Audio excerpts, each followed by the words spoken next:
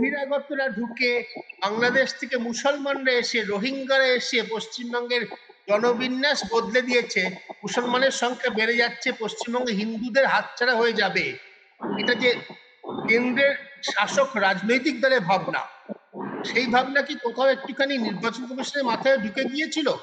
আমার নিজের একটা সন্দেহ হয়। তবু আপনি প্রথমে বলুন, তারপর আমি অমিত সাহেবের কাছে। দেখুন, রাজনীতির এই পার্টটা, এটা একেবারে রাজনৈতিক প্রয়োজনে কেউই কখনো তত্ত্ব বা তথ্যের কথা বলেননি। যে যার খুশি মতো কতগুলো বলেছেন, এখানে 1.5 কোটি রোহিঙ্গা আছে, সারা পৃথিবীতে রোহিঙ্গা অত নেই।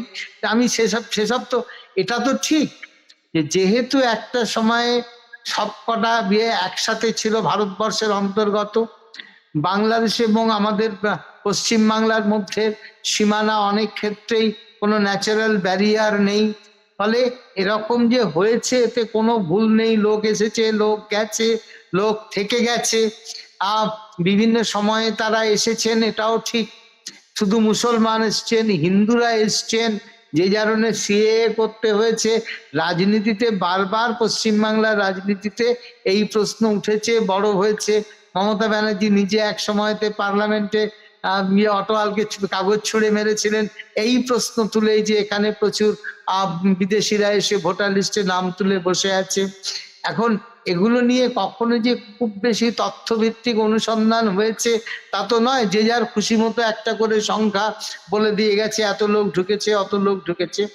একটা ঘটনা পরিষ্কার, সেটা হচ্ছে বছরের পর বছর ধরে যে রিভিশনটা করার কথা ছিল ঠিকভাবে, সেটা অনেস্টলি, সিনসিয়ারলি, ডিলিজেন্টলি করা হয়নি।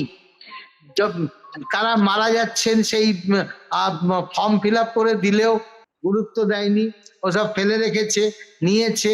কিন্তু সেই অনুযায়ী বারবার প্রতি বছর, মানে ভোটের আগে অন্তত প্রতিবার যদি ঠিক মতো করে এটা করা হতো, তাহলে হয়তো এই ক্রাইসিস হতো না। ইলেকশন কমিশন সরাসরি যে শাসক দল বা তার পক্ষে বা বিপক্ষে করছে এরকম নয়। ইলেকশন কমিশন যেটা করলেন সেটা হচ্ছে তারা এটার গুরুত্বটাকে ঠিক মতো করে অনুধাবন করলেন না, যে এইটা করতে গেলে কি কি হতে পারে। বিশেষত যখন পশ্চিমবাংলায় অন্য জায়গার থেকে পার্থক্য হচ্ছে, পশ্চিমবাংলায় একেবারে দুটো পরস্পর বিরোধী ন্যারেটিভ এমন ভাবে চালিয়ে দেওয়া হলো, মানুষ প্রথম থেকে ভয় পেয়ে গেল। এটা তো ঠিক, যে কোনো সময়তে ভোটার লিস্ট পরিবর্তন করতে, রিভিশন করতে গেলে দেখা যাবে কিছু মানুষ মারা গেছেন, কিছু মানুষ অন্যত্র চলে গেছেন, এবং ইতিমধ্যে আরো কিছু নতুন লোক তারা ভোটাধিকার পেয়েছেন, 18 বছর বয়স হয়ে গেছে, আগে ছিল না, তাদের নাম এখন ইনক্লুড করা উচিত, এরকম সিচুয়েশন তৈরি হয়েছে। ফলে এই রিভিশনটা তো চালাতে হবে, ঠিক আছে। এবং এইটা, এই যে সময়টাতে আমাদের এখানে যেটা শুরু হয়েছিল, সেইটাতেও বিএলওদের ক্ষেত্রেও দরকার হলে আরো বেশি লোক এবং বাড়ি বাড়ি পৌঁছে যাওয়ার ক্ষেত্রে এই কাজটা করবার সময়তে এত বেশি জটিলতা তৈরি হলো। এইটা আমার মনে হচ্ছে যদি ইলেকশন কমিশন 6 মাস দিতেন তাহলেও ব্যাপারটা এরকম হতো। কারণ এই ব্যাপারটার মধ্যে এত বেশি পলিটিক্যাল ইনফ্লুয়েন্স হতে শুরু হলো যে এই বিএলওদেরকে আমরা যখন দেখেছি, তাদের ক্ষেত্রেও এমন এমন একটা ইলেকশন কমিশনের বিষয় ছিল, তারা আগে থেকে ভেবে নেননি, বিভিন্ন সময়তে অ্যাডহক সব ইনস্ট্রাকশন দিয়ে গেছেন। যখন যা হচ্ছে একটা করে ইনস্ট্রাকশন দিয়েছেন, লোকেদের হাতে এই সমস্ত বিষয়গুলো পোর্টাল ইত্যাদির ইজি অ্যাক্সেস, এ সমস্ত ব্যবস্থা তারা করতে পারেননি, যেটা আজকের দিনে করা খুব অসম্ভব ছিল না। এবং এই লোকগুলোকে নিয়ে ভয়ানক ছেলে খেলা হয়েছে। আমরা দেখেছি অনেক মানুষ মারা গেছেন চিন্তায় ভাবনায়। এটা এতটা হতো না, কাজটা যে একটা কাজের চাপ তো ছিল, আজও কাজের চাপ আছে, কিন্তু যেটা হলো এমন রাজনৈতিক প্রেশার আসতে শুরু করলো, প্রতিদিন কমপ্লেন হতে শুরু করলো, লোকেরা ভয়ে এমন ভাবে ছোটাছুটি শুরু করলো, সেই চাপ কিন্তু বিএলওরা নিতে পারলেন না। এইটা হয়েছে বড় মুশকিল। এইটা মাথায় রাখা উচিত ছিল যে পশ্চিমবাংলার, অন্য জায়গায় তো হয়েছে, এইভাবেই হয়েছে, কমপ্লিটও হয়েছে, ভোটার লিস্ট তৈরি হচ্ছে, পশ্চিমবাংলায় মূলত হয়ে গেল তার কারণ রাজনৈতিক। প্রথম থেকেই একটা 1.5 কোটি লোকের নাম বাদ দিতে হবে, রোহিঙ্গা আছে 1.5 কোটি। এই যে একটা শুরু হলো, এসআইআর হতে দেব না, আমার জীবন থাকতে এসআইআর হবে না, মুখ্যমন্ত্রী ঘোষণা করে দিচ্ছেন।